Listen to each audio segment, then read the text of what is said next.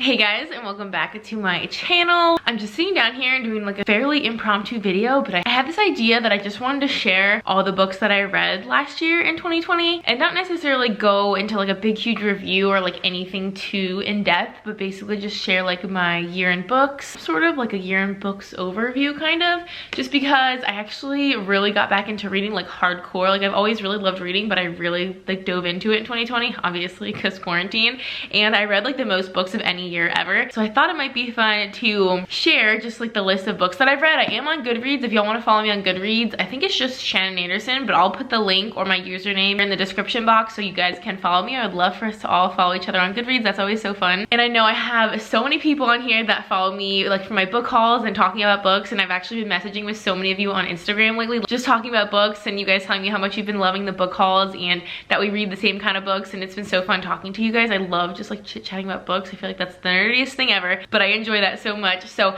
I'm literally just hanging out here in the sweats on the couch, and I wanted to just sit down and really quick go over the books I read in 2020, and I'm hoping to like make this a series and do this at the end of next year. Hopefully every year I can like increase the number of books I'm reading. I mean, I feel like eventually there's gonna be a maximum because I don't do audiobooks or anything, and sometimes I feel like that's a little bit cheating if you say you've like read books that you've just listened to, because if I counted like podcasts and stuff, like things I listen to, it would be a lot more, but I'm not really into audiobooks. So these are all books that I've like actually read a hard copy of, so I'm gonna share that with you guys. And I would also love to hear some of the books that you guys have read this year, or like what your like top couple of favorites, like maybe your top 2 or 3. I would love to know what you guys have been into. I'm always looking for book recommendations, so definitely leave those down in the comments. So I just have my GoodReads like kind of summary pulled up, and I don't know if this is a new thing or if they just started doing this, but it is so cool. It's just Shannon's year in books, and I read 9,190 pages, which seems like a lot. I feel like I would like to get to 10,000 pages next year, just because I was like 800 pages away, so I feel like that's kind of a cool goal. If you guys have this, by the way, on GoodReads, let me know what your like year in books summary is. Like how many books did you read? How many pages?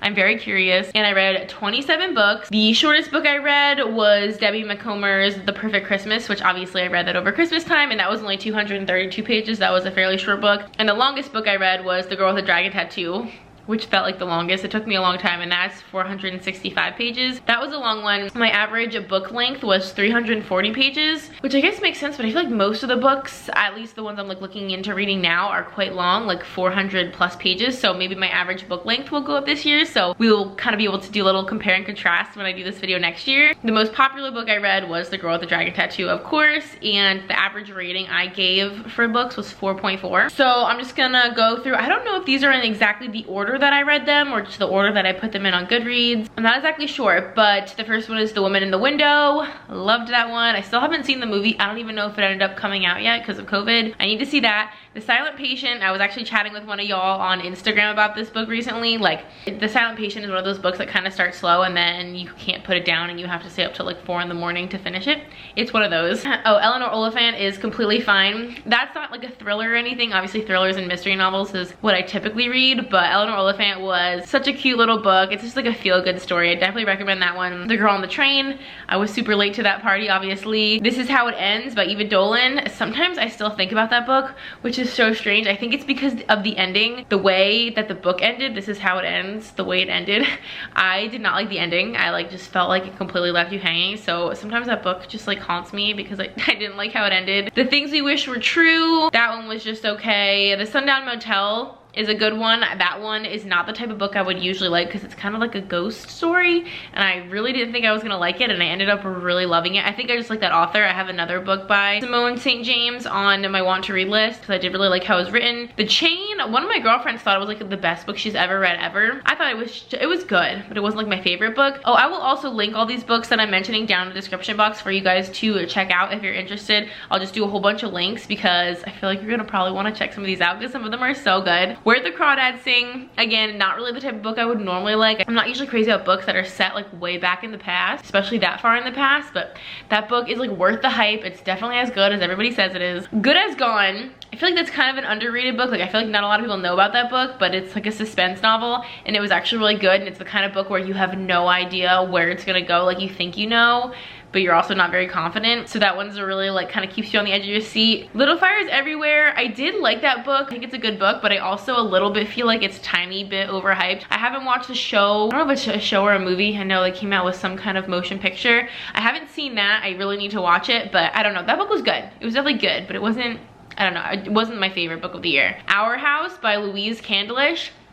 That's also a very underrated book. I don't even know anybody else that's ever read that book, but I gave that 5 stars. That was probably one of my favorite books of the year. I remember reading that when we were on vacation in Savannah, and I like couldn't put it down. Like, we were on vacation, but all I wanted to do was read, and it has such a crazy ending. Like, just thinking back at it, I just am like remembering how much I enjoyed that book. That was one of my favorites. Y'all need to all read Our House. If you like something, it's not really like a murder mystery, but it's just kind of like a suspense, like you don't know what's gonna happen. It's a good one. Big Little Lies by Liane Moriarty. Loved that book. Literally fell in love with Liane Moriarty and her writing and just her style, and I love that book. I wish I could forget about it and read it again because that was such a good one. I read Gillian Flynn's Gone Girl.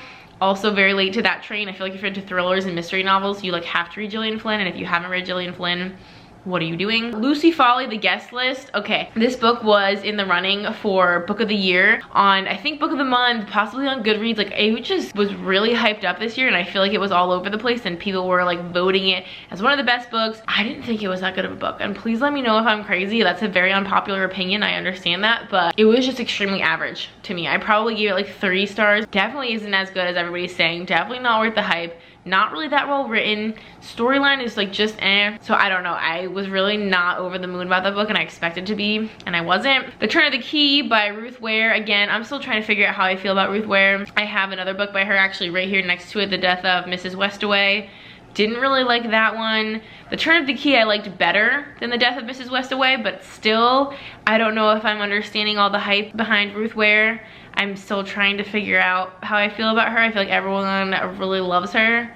I have some other books by her. I'm gonna keep giving her a try, but I'm not sold. The Girl with the Dragon Tattoo, of course. I really want to try to finish that series this year. I feel like that's kind of a very ambitious goal because obviously there's a ton of books and they're all super, super, super long. And I did like this story. That's why I bought all the rest of the books in the series, and it is one of my New Year's resolutions to read a series. However, I'm like almost done with this book, and this book is technically a series. It has only 3 books in it, and I have all 3 of them. So technically, if I read the 2 books after this, like this month, then I will have already finished that resolution. But I would like to read the Girl with the Dragon Tattoo series, but those books are just kind of intense. So don't hold me to that, but I'm gonna try it. That was a good book though. If Only I Could Tell You is kind of a little bit of like a sad book. It's not like a murder mystery or anything like that, but it's kind of it's like a family story about a bunch of women and a bunch of different generations in the women's like family line, and it's a feel-good story, I would say. It wasn't like my favorite book ever, but it's a feel-good story. I Found You by Lisa Jewell. That was also a very, very, very good book. Lisa Jewell is a very good writer. Her and Liane Moriarty are probably 2 of my like newest finds that I'm just like obsessed with them now, and I want to read all their books. So from 2020, I think those were the 2 authors that I just discovered that I'm like, wow, I love everything about this, and I want to keep reading anything that you write pretty much. So this year I'm definitely going to dive more into those 2 authors and hopefully